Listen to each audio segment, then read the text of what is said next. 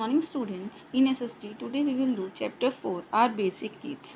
Students, in the last chapter we have read about the early men. Early men के बारे में हमने पढ़ा था कि वो उसने कैसे स्टोन से पत्थरों से अपने औजार बनाए और फिर कैसे उनको यूज़ करना शुरू किया। उसी के बाद की ये नीड्स हैं कि उनको किन किन चीज़ों की ज़रूरत पड़ी और किस तरीके से उन्होंने उन चीज़ों को ढूंढा या उन चीज़ों को अरेंज करना शुरू किया। So let's start the chapter. In the early stages of evolution, humans did not attach much importance to the basic needs like shelter and clothing. In early days, they lived in forests just like animals. जो पहले के दिन थे, जो early stages हमने पढ़ी evolution की, विकास की जो पहले स्टेजेस हमने पढ़ी, उसमें क्या था कि ह्यूमंस को जो लोगों को जो अर्ली मैन था वो इतना अपनी बेसिक नीड से अटैच नहीं था। उसको बेसिक नीड इतनी चाहिए नहीं थी, जैसे शेल्टर और क्लोथिंग। वो कहीं भी क्या कर वहीं कहीं भी रह लेता, लाइक फॉरेस्ट में एनिमल्स की तरह इधर से उधर घूमता रहता और केव्स में, इन सब जगह पे रह लेता। उसे शेल्टर की इतनी ज़रूरत नहीं थी और ना ही क्लोथ्स की। With their intelligence they invented ways to satisfy their needs. लेकिन धीरे धीरे जैसे जैसे चेंजेस आते गए तो उन्होंने अपनी इंटेलिजेंस के थ्रू जो अलग अलग तरीके निकाले, अलग अलग उपाय निकाले कि वो अपनी नीड्स को सेटिस्फाई कर सकें, नीड्स को पूरी कर सकें। Gradually they started exploring their surroundings and shaping their world. They discovered ways to meet the basic needs like food, shelter and clothes. धीरे धीरे जो चेंजेस आते गए, धीरे धीरे जो विकास हुआ, उसमें भी चेंजेस आते गए कि उन्होंने अपने आसपास को ऐसे डाल लिया कि जो उनकी जो बेसिक नीड्स थी लाइक फूड, शेल्टर और क्लोथ्स, वो पूरा कर सकें। अपनी ज़रूरतों को पूरा करने के लिए कुछ ना कुछ वो उपाय करते रहे।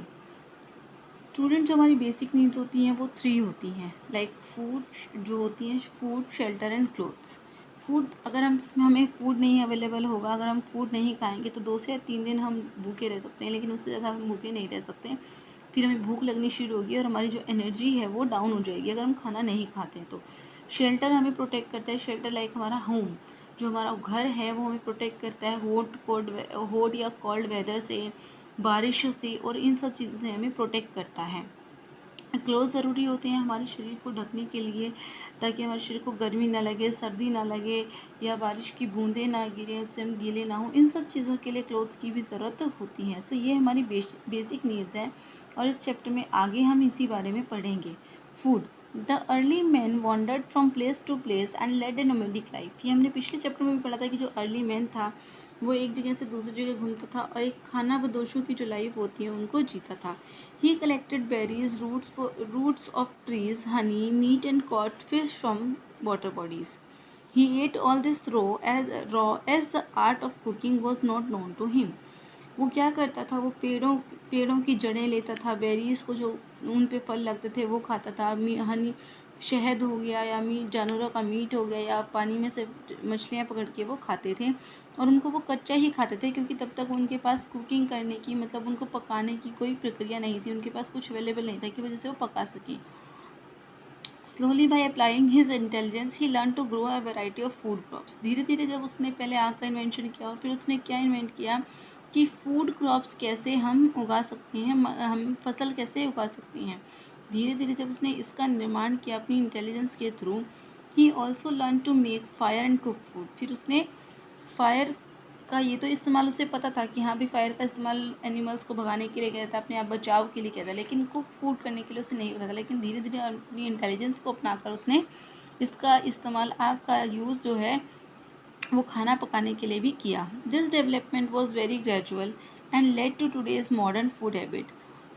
और जो ये डेवलपमेंट थी वो बहुत ही ग्रेजुअल थी, बहुत ही अलग थी, जो कि आज भी मॉडर्न फूड हैबिट्स को भी आज हम अपनाते हैं, हर अपने खाने को पकाकर ही खाते हैं।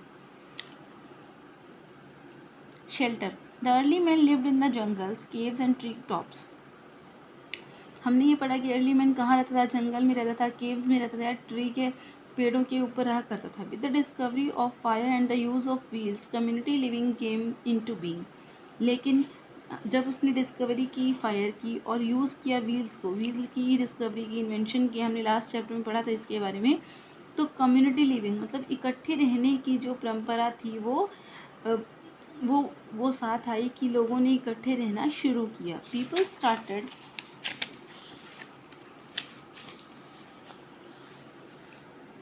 living in small groups along river banks.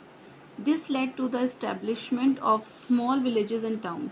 लोगों ने स्मॉल ग्रुप्स में इकट्ठे रहना शुरू किया। कहीं पे 2-4 लोग रहते, कहीं पे 6 लोग अपना अलग अलग घर बना के रहने लगे थे, इस तरीके से। तो इस तरीके से उन्होंने कहाँ रहना शुरू किया? रिवर बैंक्स पे, मतलब कि नदियों के किनारों पे, क्योंकि वहाँ पानी की पूर्ति जो होती है वो पूरी होती है और लोगों को फसलों के लिए पानी की ज़रूरत होती है, इसलिए उन्होंने रिवर बैंक्स के आसपास रहना ही ज़्यादा कंफर्टेबल समझा। और इसी का हमें क्या फ़ायदा हुआ कि लोगों ने फिर इकट्ठे रहना शुरू किया और विलेजेस और टाउन्स का निर्माण, यानी कि गाँव और छोटे छोटे शहरों का निर्माण होना शुरू हुआ। Towns expanded to cities where people shifted to for more comfort. फिर जो छोटे छोटे टाउन मिलके थे उन्होंने क्या किया? सिटीज़ का रूप ले लिया, जहाँ पे लोग अपने कंफर्टेबल के लिए, अपने कंफर्ट के लिए शिफ्ट होते गए। Today we can see multi storied buildings in cities where people of various cultures and religions live together in harmony. और अब हम क्या देखते हैं? उन्हीं सिटीज़ में, बड़ी बड़ी सिटीज़ में बड़े बड़ी बिल्डिंग्स देखते हैं, जहाँ पे एक ही बहुत बड़ी बिल्डिंग होती है, पता नहीं 15-15, 20-20 फ्लैट्स होती हैं।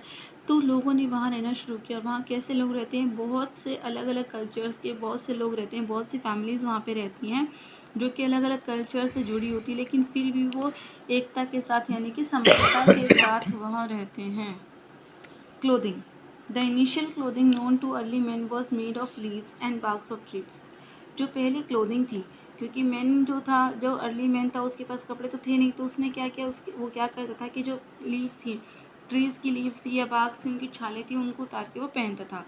When he learned to grow crops, जब उसने क्रॉप्स उगाना सीखा, फसलें उगाना सीखा, ही ग्रू cotton and flex.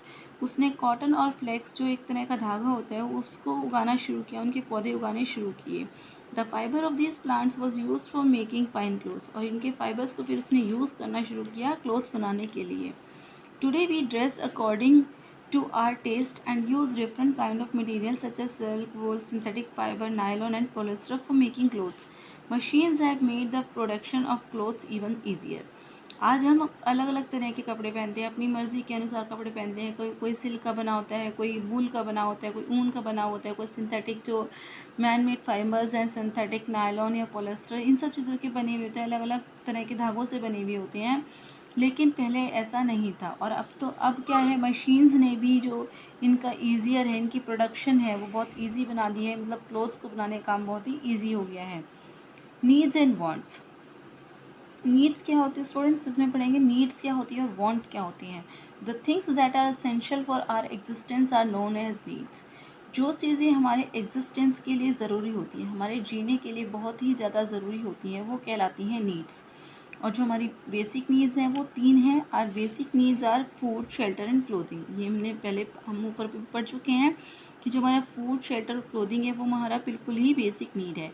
We need food to get energy. हमें फूड चाहिए एनर्जी के लिए। क्लोथ्स चाहिए प्रोटेक्शन के लिए, protect us from hot and cold weather, कि हमारे गर्म और ठंड से बचने के लिए। और house to shelter us. House चाहिए हमें, घर चाहिए अपने आप को उसके अंदर रखने के लिए। इन सब अलग अलग एनिमल्स हैं या हॉट कोल्ड वेदर, इनसे बचने के लिए। और वांट्स क्या होते हैं? Wants refers to things which we need to live more comfortably. Wants वो चीज़ें होती हैं जो हमें हमारी ज़िंदगी में, हमें नीड्स तो हमारी पूरी है, लेकिन हमें अपनी लाइफ को जीने के लिए और कंफर्ट की ज़रूरत है। तो वो सारी चीज़ें जो आती हैं हमारी, वो वांट में आती हैं। Want of one person differ from that of another. जो वांट होती हैं वो क्या होती हैं? जो हमारी चाह होती है, जो हमारी इच्छा होती है, वो अलग अलग होती हैं, एक पर्सन की दूसरे पर्सन से अलग हो सकती है। It depends on one's desire and ambition in life. ये डिपेंड करता है, जो इच्छाएं होती हैं वो उसके एम्बिशन पे, मतलब क्या उसका आगे, वो क्या करना चाहता है, क्या उसका मोटिव है आगे, इन सब चीज़ों पे डिपेंड करता है। सो स्टूडेंट्स, यहाँ हमने पढ़ी है कुछ नीड और वांट्स के बारे में, जो हमें बहुत ज़रूरी है इनके बीच में डिफरेंस समझना। नीड्स हमने समझा जो हमारी जीने के लिए बहुत ज़रूरी है, जिनके बिना हमारी लाइफ नहीं चल सकती। लेकिन वांट क्या होते हैं? वांट वो चीज़ें होती हैं जो हम अपनी लाइफ को बेहतर बनाने के लिए यूज़ करते हैं, लाइक टीवी, फ्रिज। इनके बिना हमारी ज़िंदगी चल सकती है, हम जी सकते हैं, लेकिन ये हम क्यों लेते हैं? हमारी लाइफ को और भी कंफर्टेबल बनाने के लिए। Thank you.